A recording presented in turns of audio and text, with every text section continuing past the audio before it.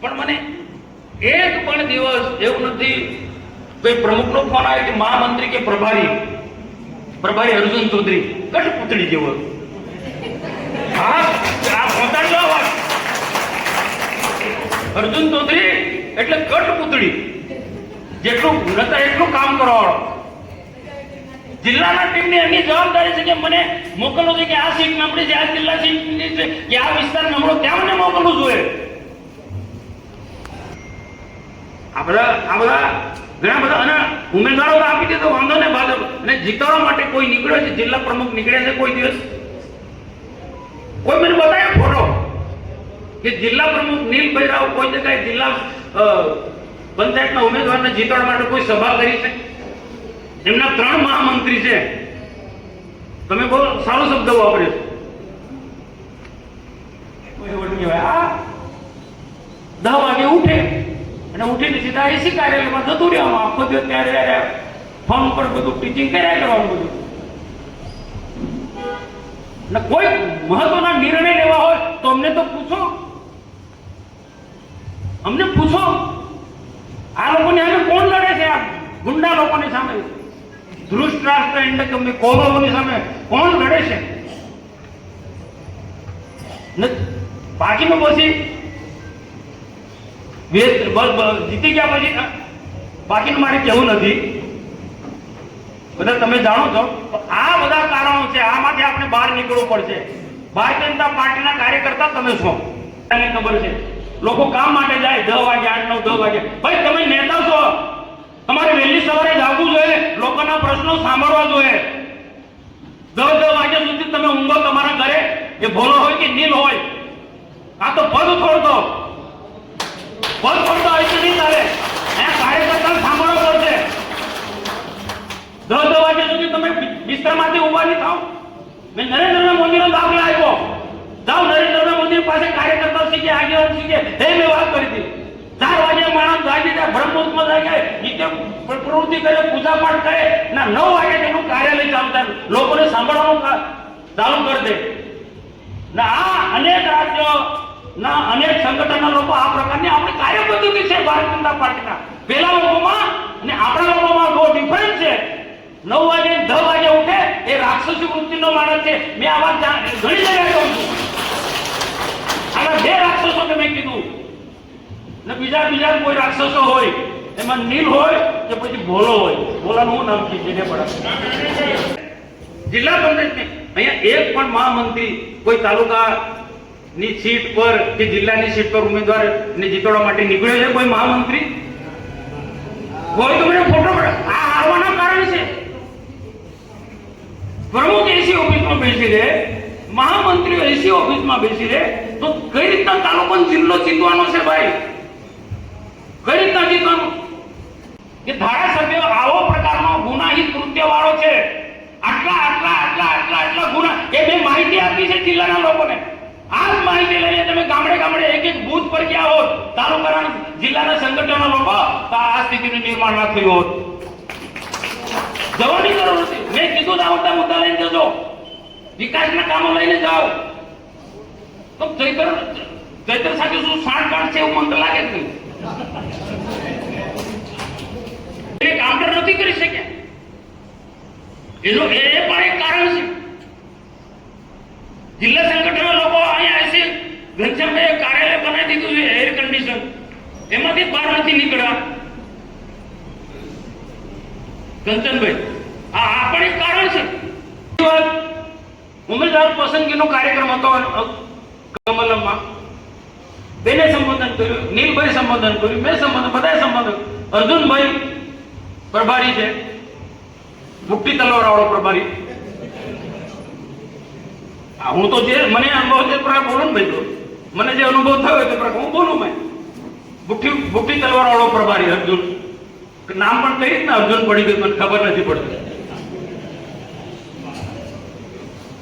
એમને સંબોધન કર્યું. પછી નીલભાઈ ઉભા થયા, પૂર્ણ સમાપન થઈ ગયું. જેને પણ કઈ નાની મોટી તકલીફ હોય તો મને ફોન કરજો, અડધી રાતે ફોન કરજો. હાલો કોઈ ઉમેદવાર તને ફોન થોડો કરવાના, જે વ્યવસ્થા કરવાને આપણે વ્યવસ્થા કરી દેવાની હોય. મેં તરત જ મેં અર્જુનભાઈને ત્યાં બેઠા હતા બેને બધાને કે આપણે એન્ટી કેબિનનો બે છે તો જે પણ વ્યવસ્થા કરવાનો હોય તે કહે. એટલે મેં એ જ વાત કહી હતી ને એ જ વાત કહી કે ભાઈ આપણી પાસે પૈસા ના આવ્યા હોય તો ઘનશ્યામભાઈ પાછલા વર્ષમાં ઘનશ્યામ દેસાઈ જાડેજા જે કામ કરતા હતા એ બી મિટિંગમાં હતા. એ રીતના વ્યવસ્થા આ જ મેં વાત કરી હતી. અને ઉમેદવારો નક્કી થઈ ગયા છે પ્રચારમાં સામેના આક્રમક તૂટી પડ્યા છે. આપણો ઉમેદવાર નથી નીકળતો પૈસાના કારણે. જે પણ વ્યવસ્થા થાય ગમે તેમ કરીને એને પૈસા આપો. આ લડાઈ કોના લીધે લડ્યો? પાર્ટીના ઉમેદવારોના લીધે લડ્યો. તાલુકાના ઉમેદવાર કે જિલ્લાના ઉમેદવારો. બીજું કશું નથી કે આ જ વાત થઈ, વાર્તાલાપ થઈ. આદિવાસીમાં બંને આદિવાસી બહેનો મારા બહેનો છે પણ સમાજની અંદર આની જે અસર થઈ છે બહુ ગજબની ભયંકર જે સોશિયલ મીડિયામાં ચાલ્યું છે. પાછળ બધી વાતો કરે છે, મનસુખભાઈ બધી વાતો કરે છે. પણ બે આદિવાસી બહેનો ખરી પણ નોન આદિવાસીને પરણેલી છે ને એની સાથે જિલ્લાના પ્રમુખને પણ જોડી દીધું. ખ્યાલ આવ્યો કે નથી ભાઈ? તમે જાતિ અંગેના ખોટા પ્રમાણપત્રો માટે લડો છો. જાતિ અંગેના ખોટા આદિવાસીના ખોટા પ્રમાણ માટે તમે લડો છો. તમે તો તમે આને પ્રોત્સાહન આપો છો. તમે આને પ્રોત્સાહન આપો છો. અહીંયા એ સ્થિતિ છે ગઢ વિસ્તારની અંદર, ગઢેશ્વર વિસ્તારની અંદર. મેં કીધું ભલે તમે સ્વીકારો કે નહીં સ્વીકારો પણ કંચનભાઈ આપણે વર્ષોથી કામ કરતા છે, દિનેશભાઈ આપણે વર્ષોથી ક્યાં નાના તળીનું મોટા તળીનું ફેક્ટર છે કે નહીં, ને ભીલ સમાજનો ફેક્ટર છે કે નહીં, નવરભાઈ છે કે નહીં, એ નથી છે નહીં કરી શક્યા. એમને બુદ્ધિ જ નથી, કઈ અક્કલ નહોતી કે કઈ સીટ પર ભીલ સમાજનો ચાલે, કઈ સીટ પર નાના તળી ચાલે, કઈ સીટ પર મોટો તળી ચાલે, તાલુકા જિલ્લો. અને આપણે કીધું છે, મેં એમને કીધું છે આ સીટ પર આ ચાલે, આ સીટ પર આ સમાજ ચાલે, આ સીટ પર આ કે ના ના ના અમારું તાલુકાનું સંગઠન તાલુકાના સંગઠન એકડો આવડતો નથી. તમે તેને બીજું ક્યાં કીધું છે? એને ક્યાં બધા ભરોસો નીકળ્યો કામ લાગ્યો છે. આ મુદ્દો બહુ જોરશોરમાં જે વરસાય છે ભાષણમાં બોલવી, આ મુદ્દો ત્યાં બહુ ચાલ્યો છે. ને એવી રીતના કે મનસુખભાઈનું અપમાન, સાતપના સાંસદનું અપમાન, આદિવાસીનું અપમાન, અપમાન અપમાન અપમાન આ જ ભાષણમાં ચલાવ્યું છે. સોશિયલ મીડિયામાં આખું જે મૂક્યો છે મુદ્દો, આ બધા મુદ્દાને જિલ્લાએ કાઉન્ટર કરવા જોઈએ, એ કાઉન્ટર નથી કર્યા. જિલ્લાએ જે કાઉન્ટર કરવા જોઈએ એ નથી કર્યા. ચૂંટણી પ્રચારની જે વ્યવસ્થા તંત્ર જે રીતના જે ગોઠવવું જોઈએ એ રીતના ગોઠવાયું નથી. આડે ધડ આ મહામંત્રી ભોલાભાઈ ડેડિયાપાડામાં ઘરની બહાર નથી નીકળ્યા. દિવસે એસી ચાલુ કરે અને ખાય અને બે ચાર પાંચ લોકો સાથે બેસી ને ચૂંટણીનું કામ બે આ રીતના ચૂંટણી જીતાય. ભાઈ મારે તો સારો સંબંધ છે પણ આ તો કેવું પડે ને. આપણે આળસમાં રહીએ, નામના ભરોસે રહીએ તો શું થાય? શું થાય? આમના ભરોસે રહીએ, નીલેન્ડ કંપનીના ભરોસે રહીએ તો શું થાય? વિધાનસભામાં જાય તો એમના ભરોસે નથી રહેવાનું. આપણે ભારતીય જનતા પાર્ટીનો વિચારધારાના વળેલા કાર્યકર્તા છે. 2 વર્ષ સુધી એવી મહેનત કરો, એવી મહેનત કરો જે પહેલા પાછલા 20-25 વર્ષમાં આપણે જે મહેનત કરતા હતા ને ઋષિભાઈ, તમે વડીલો છો, દિનેશભાઈ તમે નીકળી પડો, કોઈ કે નાખો, અશોકભાઈ તમે કોઈ કે નાખે, પ્રકાશભાઈ કોઈ કે નાખે, નીકળી પડો. એવું નથી કે આપણી પાસે કોઈ ટીમ નથી. એટલે એમને મેસેજ આપો કે તમે કામ કરવામાં સક્ષમ ના હોય તો નીકળી જાઓ. અમારી પાસે બહુ જૂના લોકો, અશોકભાઈ જેવા લોકો કામ કરવા સક્ષમ છે. અને પ્રદેશમાં કહીશું અમે ભાઈ આ લોકો નિષ્ફળ ગયેલા લોકો જેને કામ કરવા સક્ષમ મોડે ઉઠે છે, રાક્ષસી વૃત્તિના માણસો. આ તો નવાને ચાન્સ આપ્યો છે. પછી નવા લોકો ફેલ ગયા, તાલુકાનો હોય કે જિલ્લાનો હોય, ક્યાં કોને ટિકિટ આપવી, તાલુકામાં જિલ્લામાં, એ જ એમને ખબર નથી. એમને ખબર નથી. આવા નોલેજ વગરના લોકો બેસી ગયા છે. એટલે આવું જ પરિણામ આવે ને. આ સૂચના એમને સુધી આપજો. એમને કાં તો પ્રદેશમાં પણ આપણે કેવું પડે બેન ભાઈ જાડેજા બાપુ માજી પ્રમુખો એ લોકોને કેવું પડે, પ્રકાશભાઈ કેવું પડે એમને કે તમે જો કામ કરવાના સક્ષમ ના હોય તો પદ છોડ દો ને નવા લોકોને ચાન્સ આપો. તમે કામ કરવામાં સક્ષમ ના હોય, સૈતર એન્ડ કંપનીને કાઉન્ટર કરવાની તારામાં ક્ષમતા ના હોય તમારામાં, ને નિરંજનની સામે લડવાની નીલમાં તાકાત ના હોય તો બધા પદ છોડ દો ભાઈ. આવનારા દિવસોમાં બંને વિધાનસભા આપણે જીતવી છે.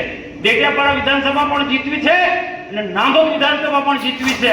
આ લોકોના ભરોસે નથી રહેવાનું. એમનું તાલુકાનું સંગઠન હોય, એમનું શહેરનું સંગઠન હોય કે એમનું જિલ્લાનું સંગઠન હોય, એના ભરોસે નહીં રહેવાનું. ને એમના જો ભરોસે રહ્યા તો આ જે સ્થિતિ થઈ ને એવી સ્થિતિ થશે,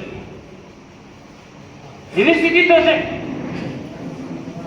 અને એવું નથી ભાઈ કે એમનાથી બધું વહીવટ બધું મારે શબ્દ નથી વાપરો. આપણી પણ ટીમ છે ભારતીય જનતા પાર્ટીમાં. અમારા જૂના લોકો છે, દિનેશભાઈ કામે લગાડી લેવું વિધાનસભામાં, એમનું કોઈ ક્લાસ બી નહીં લાગે. આ નિરંજન વસાવા દારૂના અડ્ડા ચલાવે છે. આ લખજો ભાઈ, આ લખજો. આ નિરંજન વસાવા કુંવરપરામાં દારૂના અડ્ડા ચલાવે. મેં નીલ રાવને વારંવાર કીધું છે તો આ પોલીસની બહુ મોટી વગ છે. તું કેને રેડ પાડો ને ત્યારે નથી પડતો કેમ ભાઈ? એનું પણ કારણ તપાસ કરવા જેવું છે કે પછી એમને કોઈ સપ્લાય કરનારા ના તાર અડેલા છે બધા. આ એવું હોઈ શકે ભાઈ. આ અડ્ડાવાળાનો બધું સપ્લાય કોણ કરે છે એ બી કઈ થશે ને. આ બધા તમારે જાણવું જરૂર છે, મને તો ખબર છે. દારૂ જુગારના અડ્ડા ચલાવનારા લોકોએ બેફામ આપણા વિરુદ્ધમાં કામ કર્યું છે. આખા જિલ્લાની અંદર દારૂ જુગારના અડ્ડા ચલાવનારા લોકોએ બેફામ આપણા વિરુદ્ધમાં કામ કર્યું છે, ભાજપ વિરુદ્ધમાં કામ કર્યું છે. જાઓ ભરૂચ વિસ્તારની અંદર કોઈ પણ અડ્ડાવાળો, દારૂ જુગારનો અડ્ડાવાળો કોઈ હિંમત તો કરે કે ભાજપનું કામ વિરુદ્ધમાં કામ કરે હોય તપાસ કરો. આનું નામ ના આપણા લોકોએ શું વિરોધ ના કર્યો, શું સોશિયલ મીડિયામાં જવાબ આપ્યો છે નીલ એન્ડ કંપનીએ સંજયને બચાવવા માટે. ખોટો પ્રચાર, અપપ્રચાર, વર્ષા જેવાના જે ભાષણો એ ચલાવ્યા, એને કાઉન્ટર જિલ્લાએ કરવું જોઈએ. સોશિયલ મીડિયામાં મારું સોશિયલ મીડિયાનો અહીંયા કાર્યાલયમાં ચાલતો તે બંધ કરી દીધું, તે બી બંધ કરી દીધું. હા, એવો બંધ કરી દીધું નીલ રાવે. એની માનસિકતા તો જુઓ તમે. સંજય જેવો બોલવું પડે. ભલે હારી ગયો, હારે નથી. સંજય એટલે સંજય તાકાત વાળો માણસ છે, એને હરાવવામાં આવ્યો છે. પણ એને આખી અભિમન્યુ જેવી દશા થઈ. એને આખા પેલા કૌરવો તૂટી પડ્યા, આખા કૌરવો તૂટી પડ્યા. પેલા પાંડવો કેટલાક જોતા રહ્યા, નીલ જેવા પાંડવો જોતા રહ્યા. અરે બોલો, એસી ઘરમાંથી નીકળ્યા નથી. એને જીતવા માટે નીકળવું તો હતું ને ભાઈ, સંજયને જીતવા માટે. વિધાનસભામાં હારી ગયું, હવે પછી લડશે તે ક્યાંક દશા થવાની. કોણ નીકળવાનું તારા માટે? બાપુ હું ખોટું કહું છું? તમે 80 ઘરની અંદર નીકળતા નથી. તમારો સમય આવશે ત્યારે તમને કોણ જીતવા માટે નીકળવાનું છે? આ નીકળવાનો છે સંજય. હું શંકરભાઈને અભિનંદન આપું છું, એટલો લડ્યો છે સંજયની હાથે. અને જે વ્યૂહરચના કરી છે તમે સોશિયલ મીડિયામાં તમે જુઓ. મારાથી બોલાય આમ તો ઘણા બધા મુદ્દા છે, પણ બાકીનો બધા લોકોએ કીધું, તમારા સૂત્રોને તમે કીધા છે, બધું ધ્યાનમાં રાખીશું. આ મીટિંગ એમને નીચે પાડવા માટે કે એમને ખોટી રીતના ચિતરવા માટે મીટિંગ નથી. જે સત્ય વાત છે તમને વાકેફ કર્યા છે અને જિલ્લામાં આ ખોટા લોકો ઘૂસી ગયા છે. જુઠ્ઠું બોલી ને ખોટો અપપ્રચાર કરીને આજે ઘૂસી ગયા છે. એ લોકોને ભવિષ્યમાં આના કરતા વધુ હાવી ના થાય. આવનારી વિધાનસભા 2 વર્ષમાં આ 2 વર્ષ કેમ કરી નીકળી જશે કોઈ ખબર નથી. તાલુકા પંચાયત ભલે એમનો બન્યો હોય તો બધી જગ્યાએ, જિલ્લા પંચાયત ભલે એમની બની હશે, પણ કોઈ ચિંતા કરવાની જરૂર. અમે બેઠા છીએ, અમે બેન બેઠા છીએ. જિલ્લાની મિટિંગમાં આવીને પહોંચી વળીશું.